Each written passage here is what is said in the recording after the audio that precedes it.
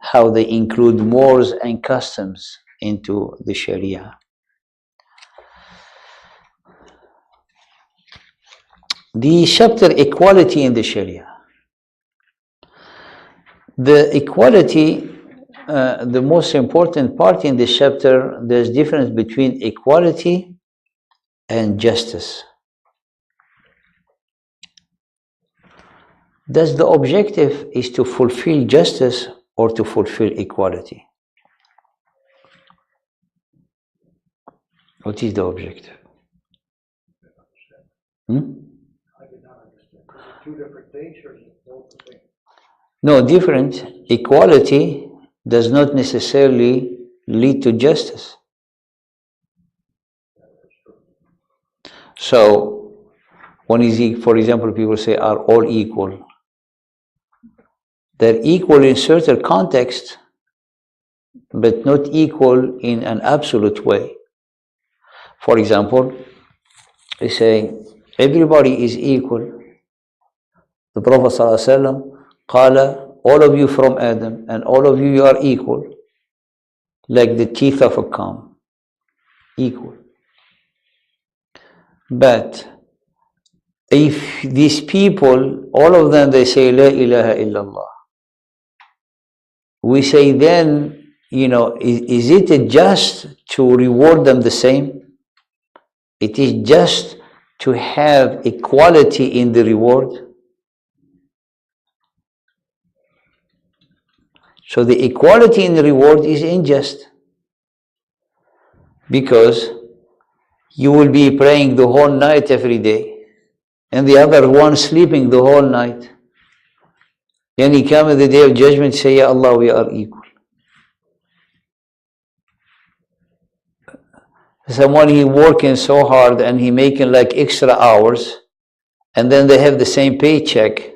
Said, you need to be equal, both of you. Said, but you work more time. The same thing here, subhanAllah, when we say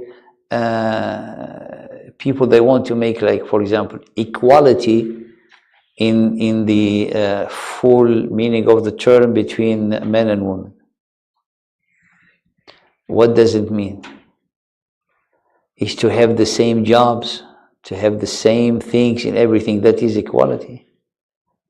Well, that is going to lead to hardship for both, from side, and the hardship from the other side might be. The Prophet ﷺ, he said, the obligation on men to go and, in state when there's battle, to fight. But the woman is not forbidden to go fight, but it's not an obligation on her because it's hard for her.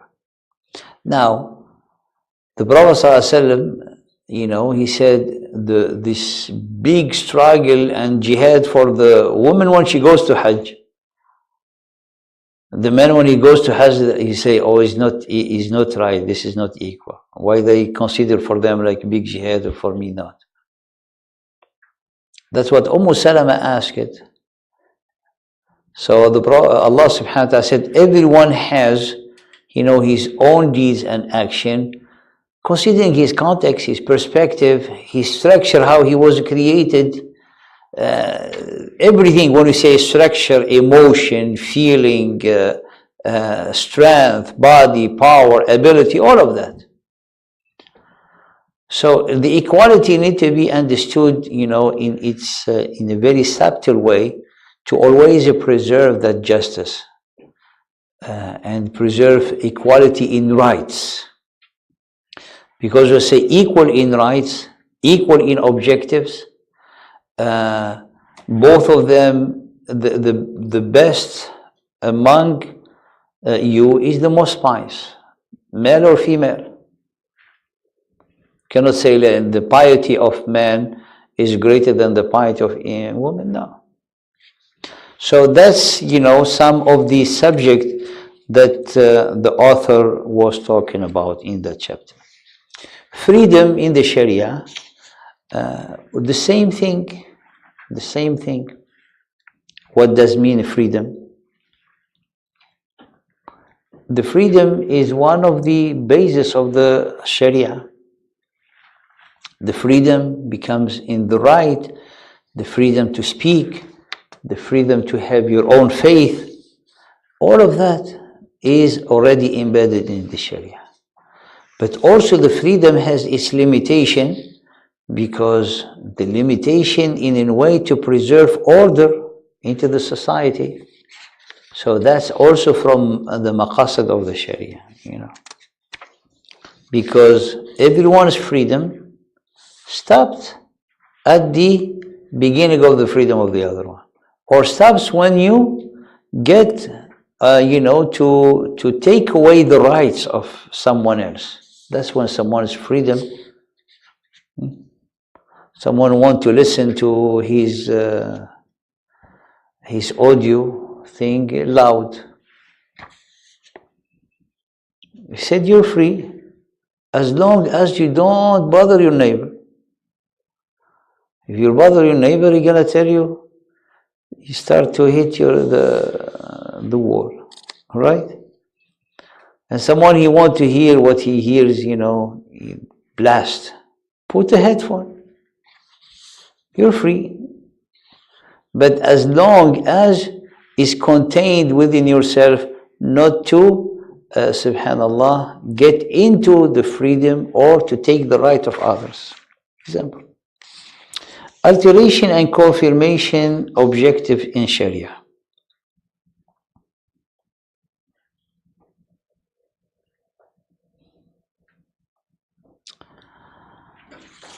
Here also, how, subhanallah, to look at the condition of the people and to do the right alteration and confirmation in the Sharia to preserve that nature of the human being, to preserve the basic rights of the human being.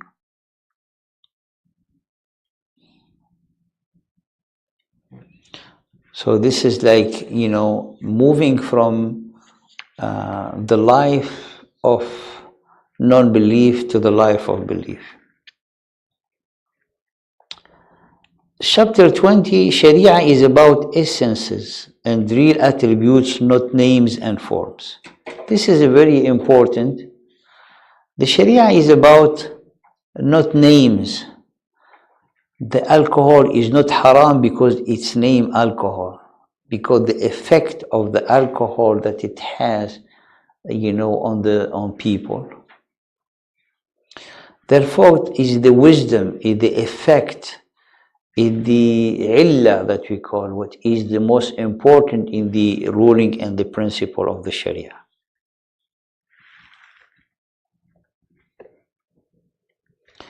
Not because an animal, a fish called ham, that is haram to eat. Well, fish is a fish. Not because it's called ham is haram. Example like that.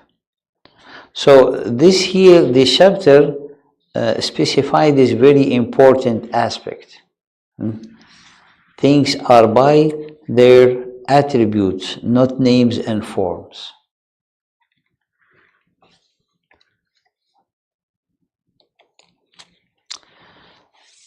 Analogical, the 21, reasoning based on effective causes, medium and high Sharia objective. This is what we already have mentioned earlier.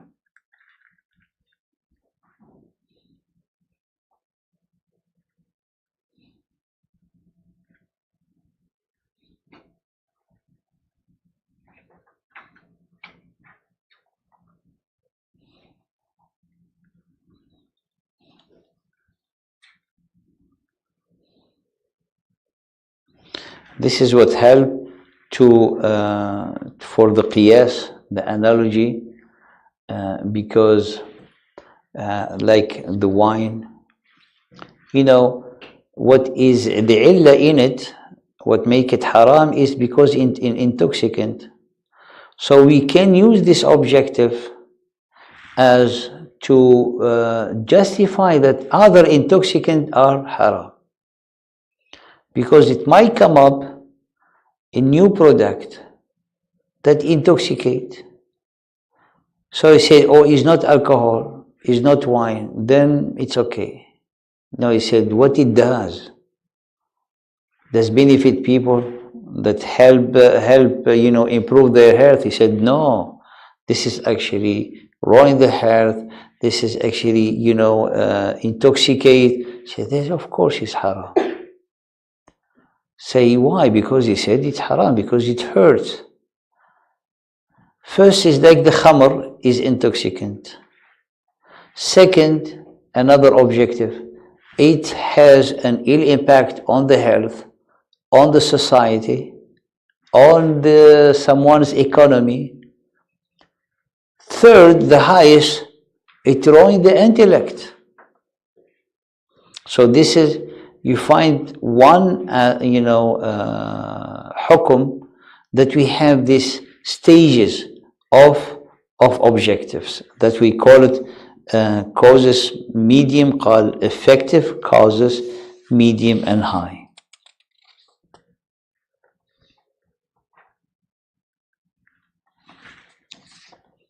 So you can, inshallah, do this.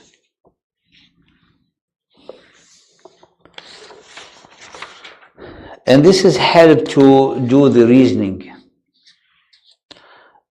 When we have the structures of objectives in one ruling, help to do the reasoning.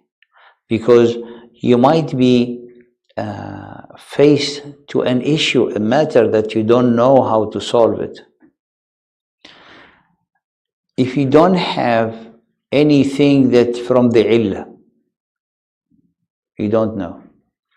Then when you have the absence of analogy at the first level, you go to the second level. If you don't have it, you go to the highest level.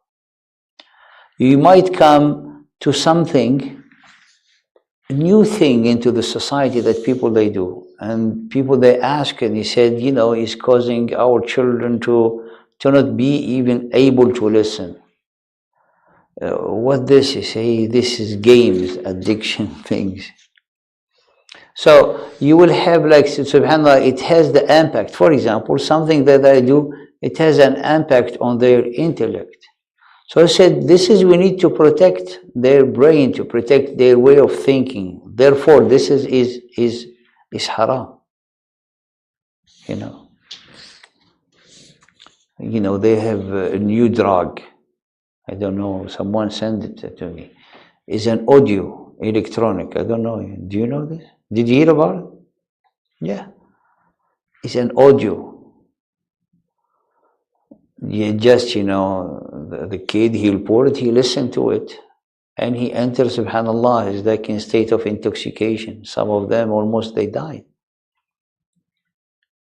It's electronic. It has kind of vibe that it hit the brain. طيب. Is an audio is haram. Of course it's haram if it has this cause. So it becomes like one of the intoxicants is some MP3 tracks who sold into. So people, they don't know, they have a market for it.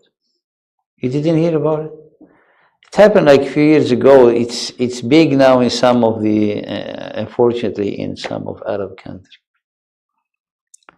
Put like, audio tracks, drug, something like that. New things. So the reasoning, that is embedded into the body of the Sharia, which make the Sharia to be universal. So you have always those tools to give you, to extract the ruling and the laws. So there are some things that it's really hard to determine based on just maybe one incident. You have to have a lot of we know about things. We say initially when they start using something and you don't know how bad it is, but sometimes you have a hint that it's not going to have problems down the road.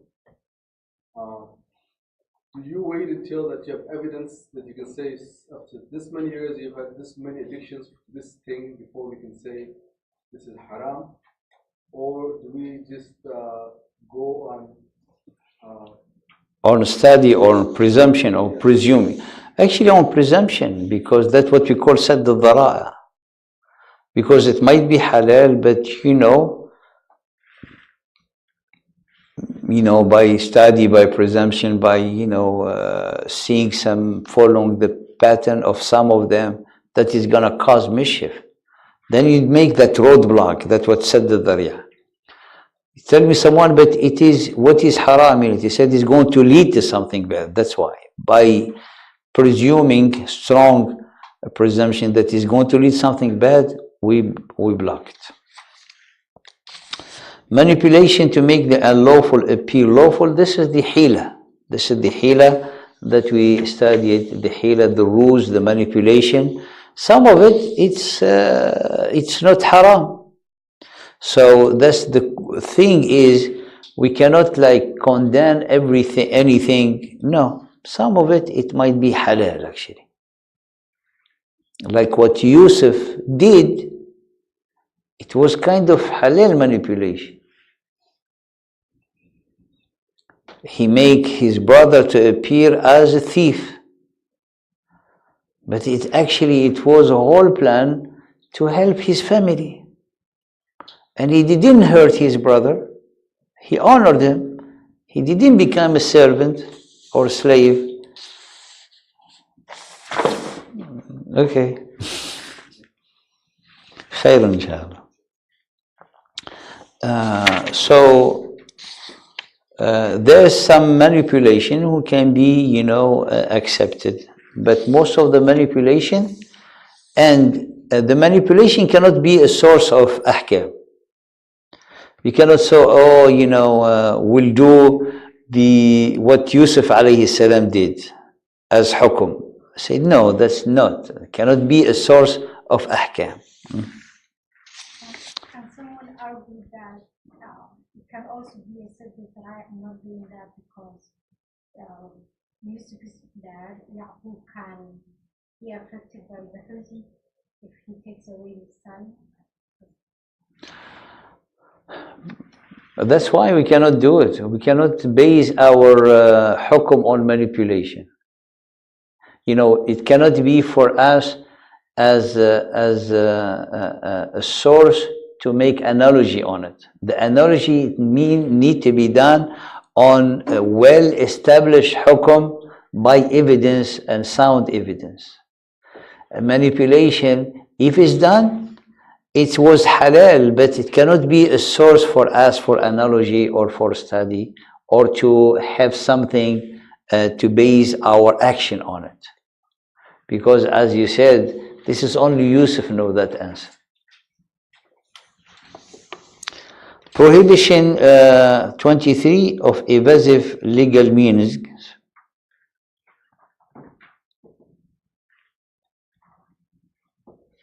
This is also the hiyal. I think that's also he's talking about that.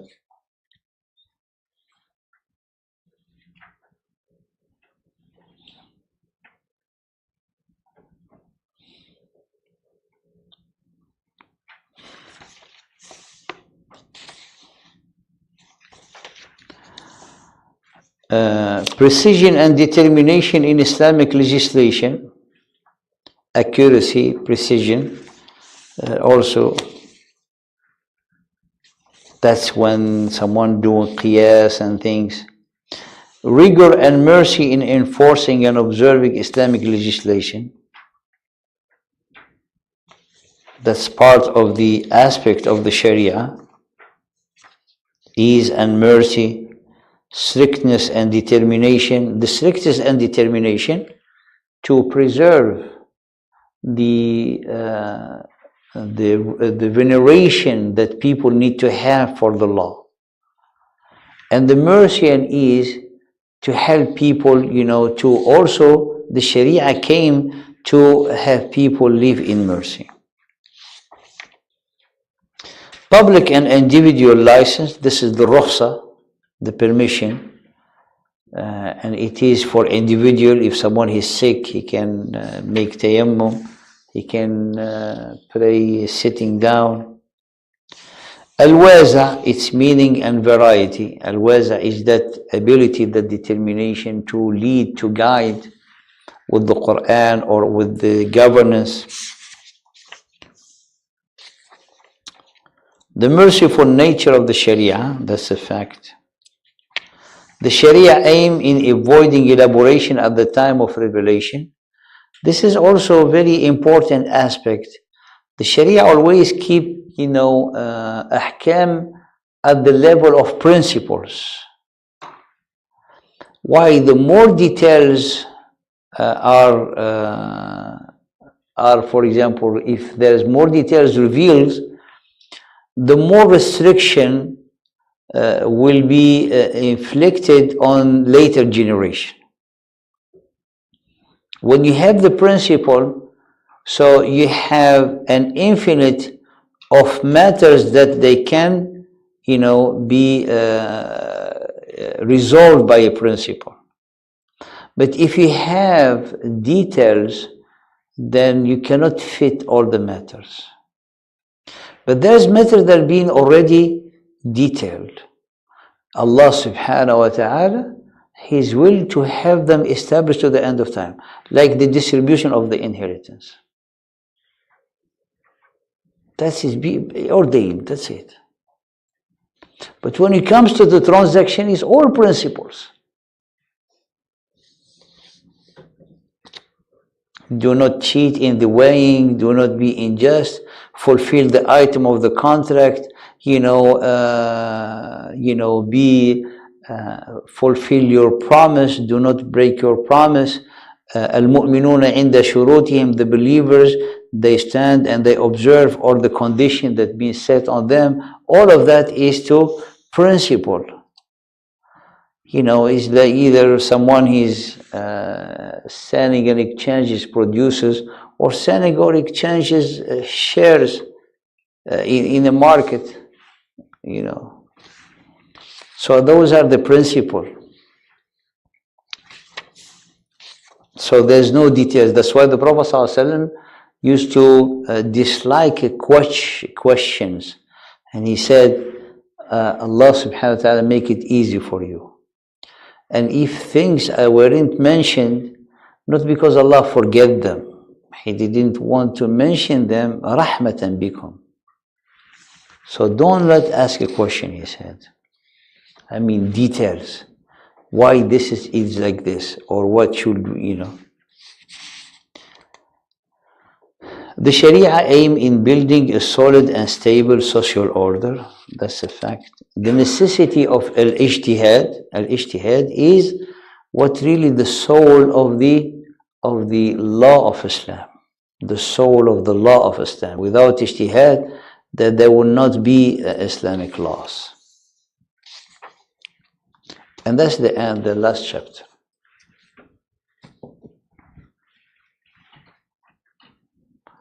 Who had the book of the fiqh, Zayd al-Mustaqni?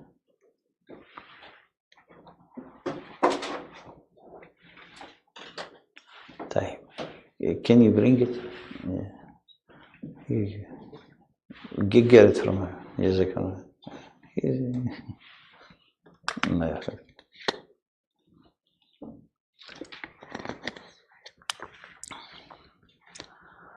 You're going to have a 20 question from what we have, I just summarized. Add to it, what we studied here, we already have enough material, so this was extra. This is bonus.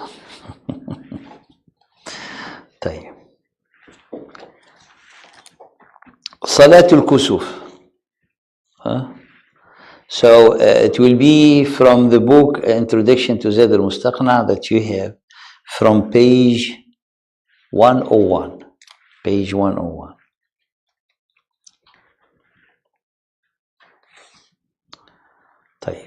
Starting with Salatul Kusuf, the eclipse prayer. When Salatul Kusuf, the time of Salatul Kusuf, and the hukum of Salatul Kusuf. And for example, other salat, because Salatul Kusuf is about something that is abnormal happening, things that is out of the control of the human beings. Therefore, people, they rush to pray to Allah subhanahu wa ta'ala, invoke His help and invoke His forgiveness subhanahu wa ta'ala. does this happen, the salat, so it has a purpose. It things like, out of our, control. It might be the end of time. Anything happening like that require a salah. For example, there's an earthquake. There's a tornado. Should we do it? That's also the scholar they talked about. There's the drought prayer, Salatul Istisqa. Salatul Istisqa.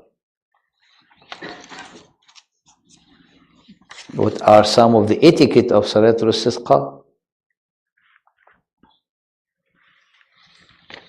Can someone go to pray the drought and he's covered himself with scent, perfume? What is the etiquette of Salat al-Istisqa? Someone he's driving a Mercedes-Benz and wearing a tuxedo and he's begging.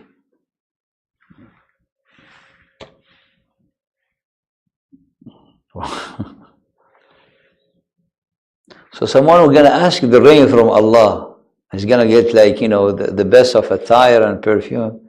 He needs to show his humility by even his appearance. So this is the etiquette, the thing that we study, inshallah. Inshallah. Oh, we have some here. So we put it second time. Maybe we put them there, inshallah. طيب.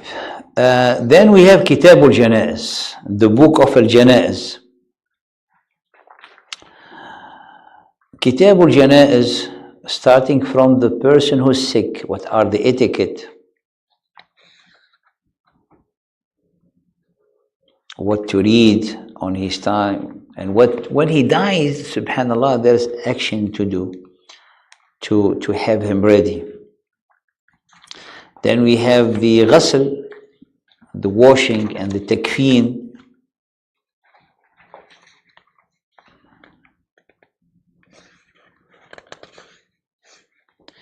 And there's people, they cannot be washed. What someone should do to them.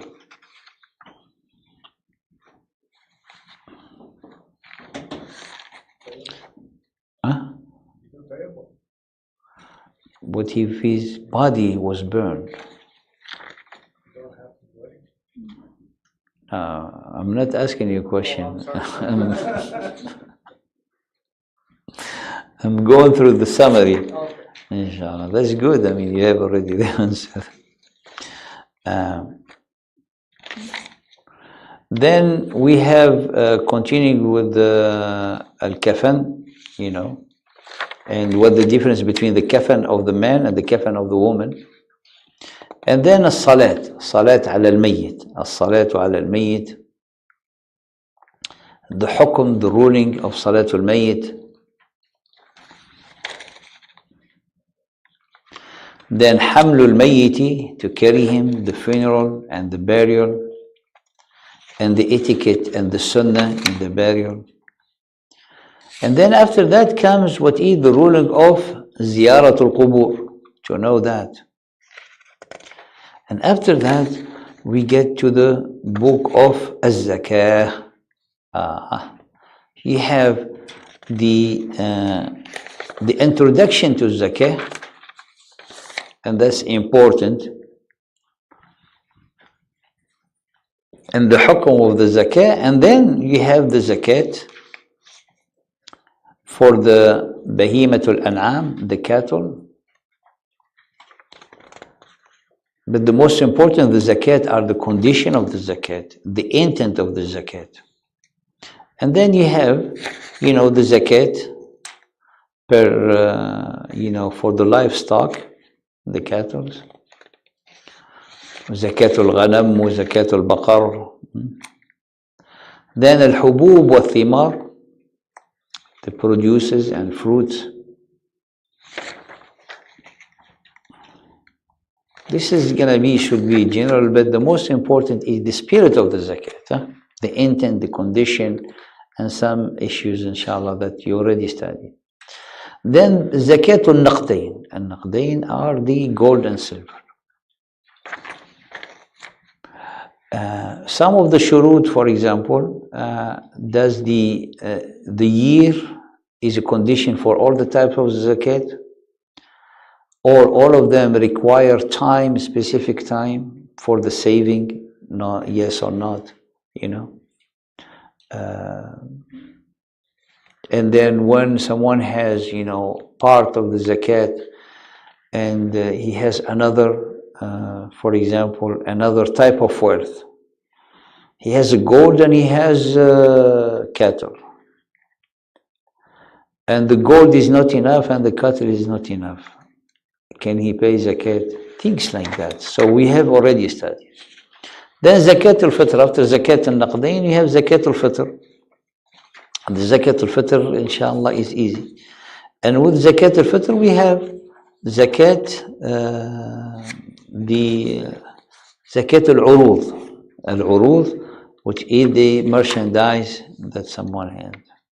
Then distributing the zakat. To whom, you know, distributed? الفقراء والمساكين والعاملين عليها والرقاب والغارمين وفي سبيل الله. This will be the fiqh, mainly. This is the fiqh with a lot of some good subject and some, inshallah, we want like subtle question, so it should not be a question that when you open it, you're gonna find the answer. For example, one of the questions will be like, you know, say, what is the zakat of 14 sheep? 10 to 14. You're gonna open it, you're gonna say 2. If someone has 25 to 35, he has to pay bint makhad, etc. So the question is not going to be how much, what he has to pay if he has such cattle, for example. No, it's going to be different.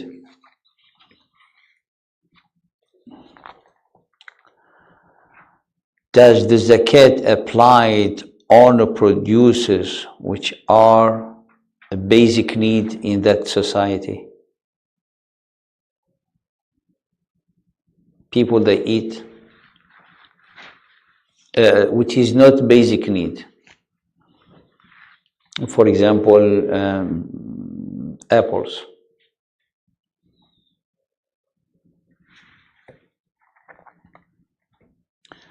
For example, you say like wheat is a basic need. It apply on it. Does it apply on pears? Because قال تجب في الحبوب كلها. So this is type of the question. So, you know, reading those, you know, they are there already. The answer of the question is that قال تجب في الحبوب كلها ولو لم تكن قوتا. Is obligated for all grains, even if they are not foodstuff. With foodstuff, it means the qut, basic needs. Things like that.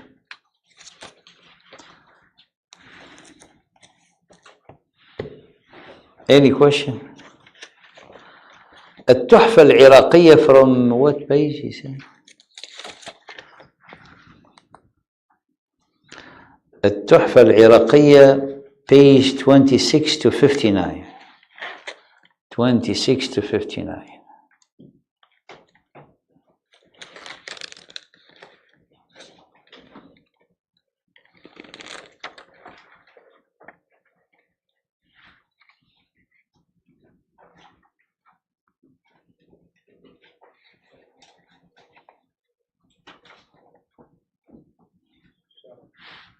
The other set of numbers is for the English translation page that corresponds to the Arabic. This one? Yeah, at the front right there. I think it's the مقاصد الشريعة. No, التحفة العراقية 26 to 59. And then the other, 15 to 40. that's English translation. Okay, 15 to 40, you have the English translation, okay? Yeah, It's the same thing. the same thing. 15 to 40 is the English translation, but 26 to 29 in the Arabic one.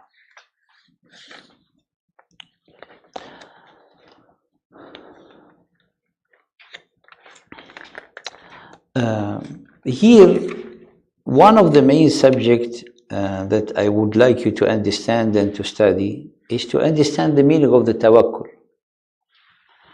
And the tawakkul, when the tawakkul is mahmud and when the tawakkul is not mahmud. When the tawakkul, it's really obligatory and it is complimented, and when the tawakkul is reprimanded. Which is help to understand what is, the tawakkul toward the qada. I mean, someone, when there's a destiny that someone knows it's destined, how can someone make the tawakkul on that?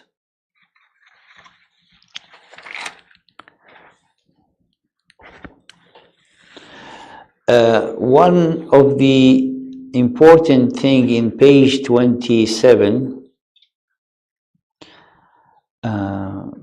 the understanding the difference between al-kalimat, al-amr, al-irada, al-idhn, al-kitab, al-hukm, al-qada, al-tahrim, all of them, they have a side that is shar'i and side that is kawni.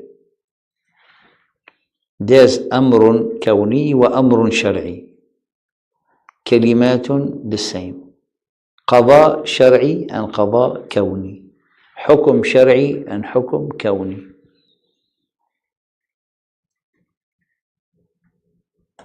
Inna Allah ya'murukum an tu'addu. Allah order you to fulfill your amana, your trust. Allah's amr, irada, when He will for something, He say, kun, be, and it is. So that's kawni, universal. The other one, shari, and shari is related to our action. The same for irada. So to make this difference between this element, kawni and shari, is very important to understand the meaning of the tawakkul. So al-kawni is all into the mashi'a of Allah, but out of the control of the human being.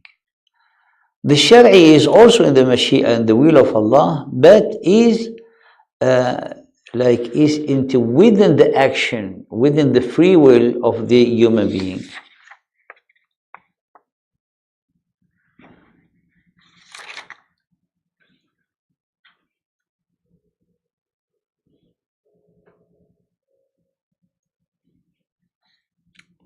And this is what the misunderstanding of such a thing, how it led to, to people to deviate. To deviate.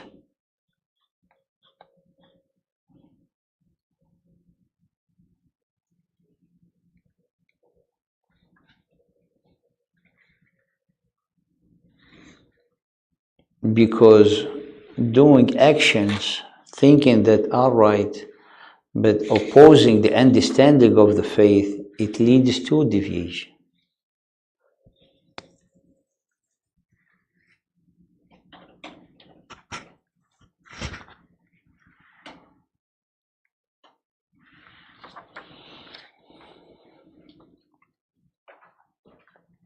So you find the people how they act.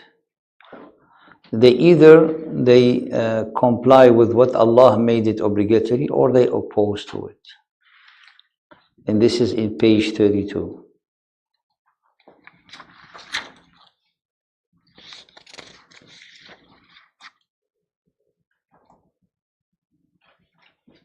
Hadith beautiful in page 33 that the Prophet ﷺ, he said, Allah yalumu, blame the one who's incapable. The incapable who say Hasbi Allahu before even he acts. Say act and say Hasbi Allah. And this is to give us the realm of the tawakkul. Action and the limit of the effort comes Hasbi Allahu, you surrender, and then you accept the qada to help you be patient.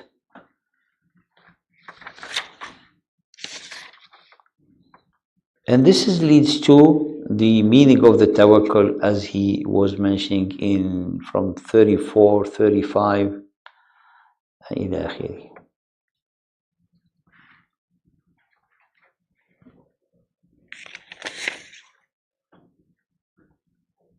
And here he gave us in 35 actually the different types of people toward the tawakkul. Also, he in 34 and the end of 33, he talked about al-istita'a. Al-istita'a is the ability to do or not, and the difference between the istita'a before the action and istita'a when doing the action.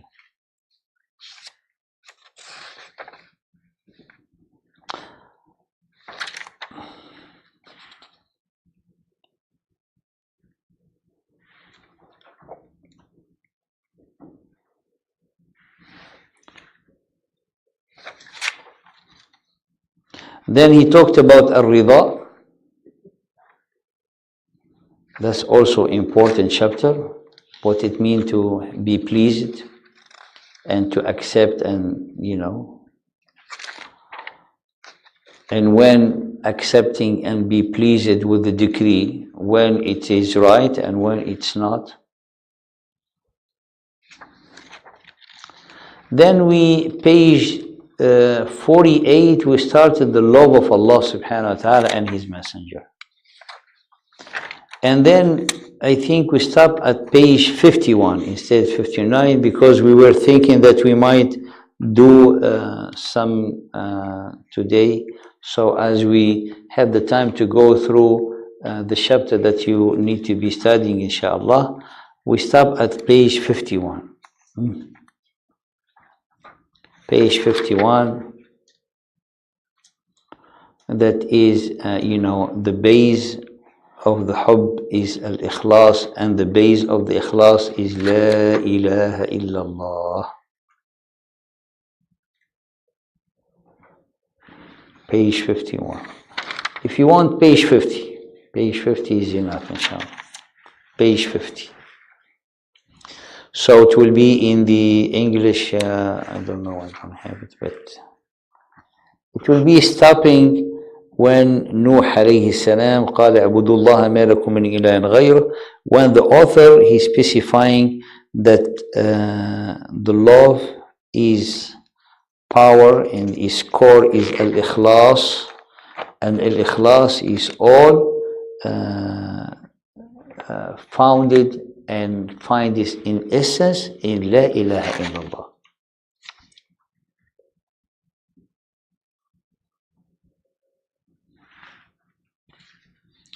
Page 50.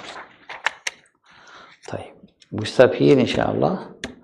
In the Tuhfa, you'll have 10 questions, 20 questions for the fiqh, inshallah ta'ala. Just be multiple choice as well? Just be multiple choice again? Kind of. True and false and multiple choice. Mainly.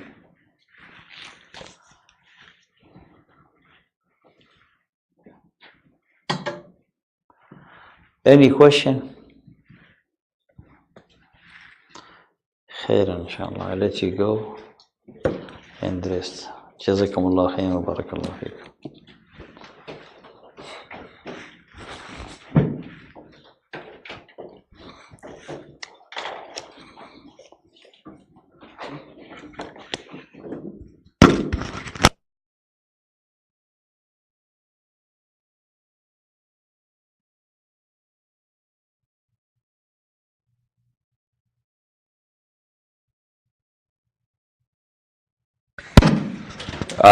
Just a quick announcement, inshallah. Again, as most of you guys know, the exam is next week. So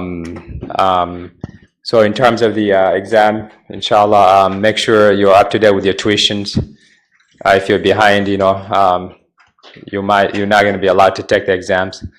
So inshallah, so make sure you just make the necessary arrangements for those that have not paid their tuition, inshallah. And if you have any questions or anything like that, inshallah, you can stop by in the office. Jazakumullah khair.